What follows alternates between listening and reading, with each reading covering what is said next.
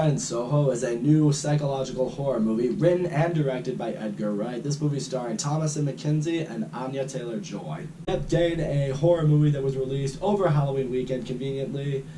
Getting the video for it up to you guys in November. Pulling a Simpsons and getting my Halloween episode up in November. Thomasin McKenzie plays the lead role in this movie. In this movie, she is going to study fashion in a college in London. Right when she gets there, though, she feels like a complete fish out of water. I mean, she's someone who is very fascinated with 60s culture, fashion, music, and as a result, doesn't really help her make a lot of friends in college who are into modern day everything. She also has a bit of this sixth sense kind of ability, like she can see some dead people, she frequently sees visions of her dead mother. It soon reaches a point she decides that rather than living in a dorm, she would rather live in her own apartment, so she starts renting this room from an older woman played by Diana Rigg.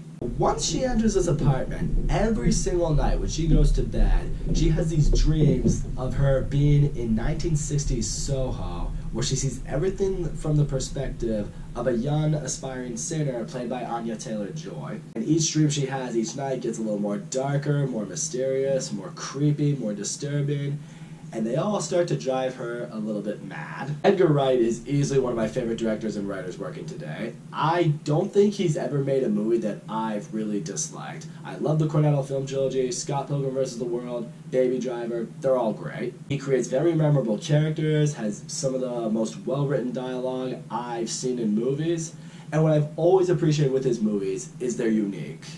He always takes a different spin on certain genres or certain types of movies to the point where you walk out of it and you say, I've never seen anything quite like that. I always appreciate originality. That's something you always get from Edgar Wright. And that stands here with Last Night in Soho. So let's get right into what works in this movie. Thomasin McKenzie is fantastic in this movie. I haven't seen her in much. The only movie prior to this I've seen her in was Jojo Rabbit. I loved her in that movie. She once again crushes it here. I really hope this girl starts to get more work for herself because she deserves it. She is awesome in this movie. She's someone who's been through a lot of tragedy, but she has these hopes and she has these dreams and she has this vision that she sees for herself. But I like seeing her as this very shy, quiet, introverted kind of girl who's not really a take charge kind of person. It's the kind of character arc that you can fall in love with in a character. It's like, this is someone I can root for. This is someone that I can hope fulfills what they want to accomplish. Anya Taylor-Joy is also amazing in this movie. She's become, I think, one of the best young actresses working today. If you haven't seen The Queen's Gambit, highly recommend you check that out. She's amazing in that, and she's great here. What I really love with her character, and ultimately how they basically connect her and Thomasin McKenzie, is in a lot of ways you could say Anya Taylor-Joy's character is what Thomasin McKenzie's character wants to be. I mean, these dreams she has of this Anya Taylor-Joy. She is beautiful, she's confident, she's driven. She wants to be a star in the 60s, which is the generation that Thomasin McKenzie kind of feels like she belongs to. She's extremely talented and she's fearless. She has no problem getting up and dancing or singing in front of a crowd of people to make herself known. It was a really compelling and polarizing connection between the two characters that I thought really worked for this story. The rest of the supporting cast is great too. Matt Smith, Terrence Stamp, Diana Rigg. I haven't seen a whole lot of them in much, or maybe I have and their just names aren't really sticking with me, but all of them crush it in the roles that they're in. Some of them have bigger supporting roles than others, but all of their roles mattered. Also, I really love the way they designed the settings for this movie. When you see Thomasin McKenzie in modern day, or in present day when she's not dreaming, you know, everything just looks, you know, a certain way. And then when you shift over to her dreaming and she sees herself as Anya Taylor-Joy, everything's a lot more vivid and bright and the coloration is just different. I don't know, it's a very interesting contrast in the way they maybe filmed or shot or edited certain scenes. That I thought really worked. I will say though, in a lot of ways, this movie does feel a lot more like a mystery horror, not just a straight up horror movie. In every dream that Thomasin McKenzie has, there's something else that gives her a glimpse into what Anya Taylor-Joy's character was like, what life was like back then. It's causing her to think that there's a mystery that might be unresolved. It's bringing her these scary visions that are just haunting her. And what I will say that I appreciate is it shows what it is like for people, namely young women, trying to get famous.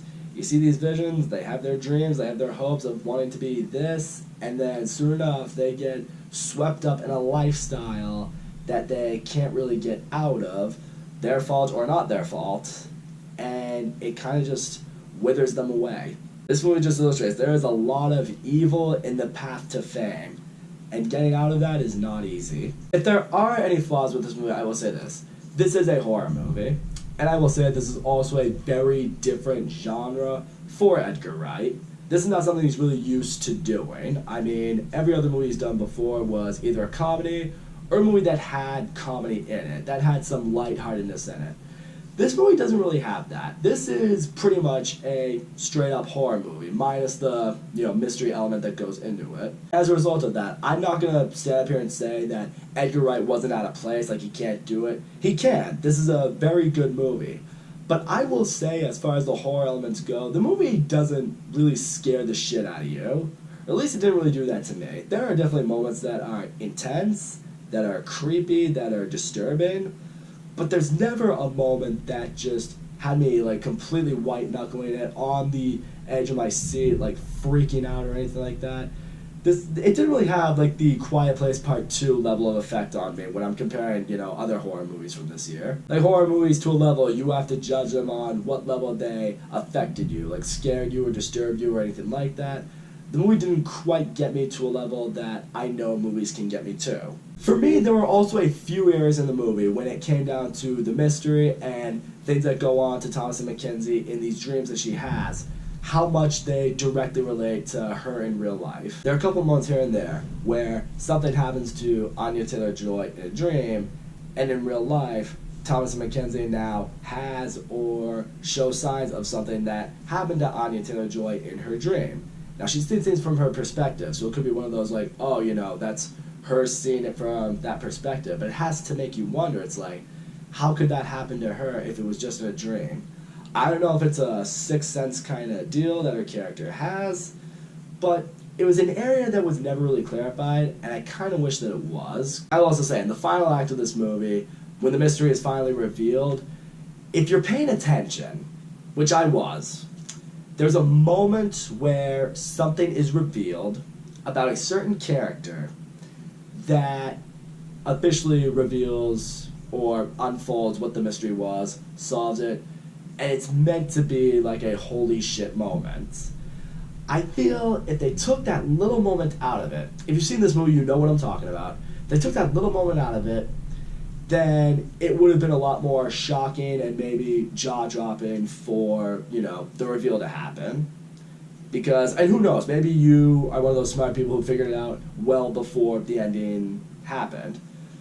But for me, there is that moment where if they had taken it out and just rolled with it, you would have had a lot more of a shock value going for yourself. Now, granted, these moments both happen within a 1 or 2 minute span between each other, so maybe it was Edgar Wright's intention, but I don't know. I personally just think it would have been better if it didn't happen that way. That's just me. So all in all, Last Night in Soho is a really solid, really unique take on horror mystery movies. The cast in this movie is fantastic, especially the two leading ladies. They fucking crush it in this movie. It has such a unique story. The writing in this movie is great, as it always is with Edgar Wright. The characters are awesome. They're memorable. I really loved the setting. I loved the appearances and the contrast between these dreams of Soho and real life in London. The movie's not exactly really that scary, but it does creep you out on more than a few occasions, I can say that. I wish they tweaked some things in the end and answered a couple questions I had throughout the movie,